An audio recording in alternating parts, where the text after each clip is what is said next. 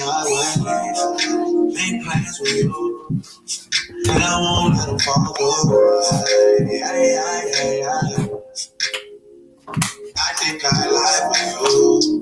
I think I die for you. Jealousy cry for you. Do things when you want me to. Like control. Yeah, like control. Don't work like that when you love somebody. My old flex is my new flex now, and we're working on it. That's why I need all the energy that you bring to me. My last girl would tear me apart, but she never wanna split a thing with me. But when it comes to you,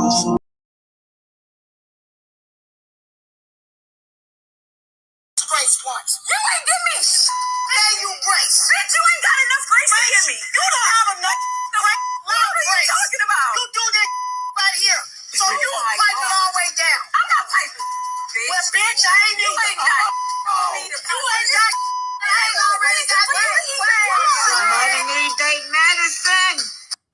Not being transparent. We didn't have an issue. I didn't think that there was an issue when we left the party. It was an issue. It was. I can say it was. It was an issue. And we always going to clean up what you all don't think is an issue. What was the issue? Say it like right here. You're not my mother. And you always trying to tell somebody where to say something. You think you can be calm and say it right here. I did that with you once. And I gave your ass grace once. You ain't give me Gave you grace. Bitch, you ain't got enough grace to give me. You don't have enough grace. What are you talking about? You do that right here. So you pipe it all the way down. I'm not piping. Bitch. Well, bitch, I ain't even got Lies, you guys. Dred Scott is that slave that took his owner to court because he wanted to be free. He wanted his wife and his kids freedom, right? Judge Taney, right, was the judge. Don't quote me wrong. I think this is 1865, I believe. I'm not sure of that year, you guys. But anyway, Judge Taney just felt like he had a lot of nerve. This slave, Dred Scott, coming through here. He told him that a black man would never have the same respect like a white man coming through court because he is considered 3/4 or 3/5 of a human being, right? Now, this is what we're watching. And since that decision by Judge Taney in the 1800s, this decision has never been challenged. When a black man or a black person go through court system, he don't get the same respect as a white man. Question, was that unfair pressure? But the jurors, from what we know, based on what our reporters in the courtroom have said to us, they seem to handle the pressure in the moment extremely well. And court is in recess right now, so blacks did not have the same rights as whites and therefore could be treated as property. But what about the most famous phrase in the Declaration of Independence, that all men are created equal? As Lincoln predicted in a speech in 1858, a house divided against itself cannot stand. Dred Scott solidified that division. Dred Scott v. Sanford is the most infamous decision in Supreme Court history because it almost destroyed the Union. Here's what happened. During the 1830s, he traveled with his owner, John. Hey, y'all know that Dred Scott was buried in Huntsville, Alabama, you guys, right up there at Oakwood College. They have a historically graveyard for slaves in Huntsville at that college there, at the university. That's where he's at. Emerson to Illinois and the Wisconsin Territory, both of which had banned slavery. When Emerson died in 1843, his widow, Irene Sanford, inherited Scott. In 1846, Scott sought to buy his freedom from Sanford. She refused. Scott then turned to the legal system, filing a lawsuit against her in a St. Louis, Missouri court. His appeal reached the Supreme Court in February 1856. By a 7-2 vote, it ruled that blacks did not have the same rights as whites, and therefore therefore could be treated as property. But what about the most famous phrase in the Declaration of Independence, that all men are created equal? As Lincoln predicted in a speech in 1858, a house divided against itself cannot stand. Dred Scott solidified that division. Dred Scott v. Sanford is the most infamous decision in Oh yeah, you guys. So we want to say that they're trying to say that led to war. Was that the Civil War, you guys? But anyhow, President Lincoln, he put into effect the 13th and the 14th Amendment after that, right? We do know that the 13th Amendment is abolishing slavery and involuntary servitude, and the 14th Amendment is birthright citizenship for FBA, for fundamental Black America. Now look, Dred Scott wasn't nobody to play with now. After he got married and had that family, he said, "Oh no, you're not going to keep my children, my wife enslaved." The Dred Scott decision.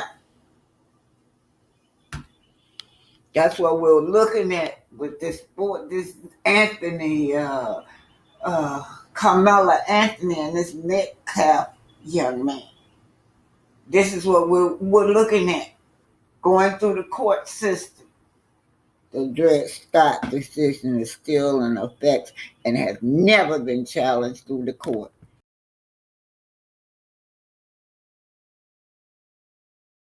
So this lady's inside and she's tweeting out, this is what she said, okay? Karmelo Anthony breaks down in tears as he heard the verdict. Oh, wow. Carmelo's mother is also sobbing in her seat. Yes. Extraordinary moment just now. Carmelo's lawyer asked if he could take his client somewhere to pull himself together. Judge responded, Karmelo has been found guilty, is now in the custody of the sheriff. Things move differently now, the judge said. Oh, shit. The judge is just like... So now he's in the sheriff custody, you guys. Yeah. What? Now they're waiting on that. I guess the jury going to have to decide what punishment they're going to give this young man. What an outstanding young man. They both were athletes, you guys. Both of them was. Such a tragedy. No bullshit. The judge did allow Karmelo to be escorted out of the room by deputies, and lawyers were they took a break. Then they're back from the break. Carmelo's back, jury return. They'll begin the sentencing part of the trial. Jurors have to decide. Oh, the jurors decide. I thought it was the judge. Jurors decide between 5 to 99 years. Okay. Right, they're going with the jury on recess now, with the charge being prepared. Before 6 o'clock tonight, we could very well have punishment handed down and for Karmelo Anthony, and he would be in the control of the Collin County Sheriff's Department until which time the Texas Department of the prison system. It's so crazy. They come and get him and take him to a prison farm where he would begin. And he's looking at quite a range, like we said, 5 years to 99 years in prison. Maybe the jury will consider the fact that he does not have a criminal history outside of this. That both of these students did well academically, that he did well academically. He did not have any other history of committing any other crime. So I think the question here too is, which side of the spectrum are we looking at? Or Amelia Jones has also been covering this as part of our night side shift. She's been covering this trial.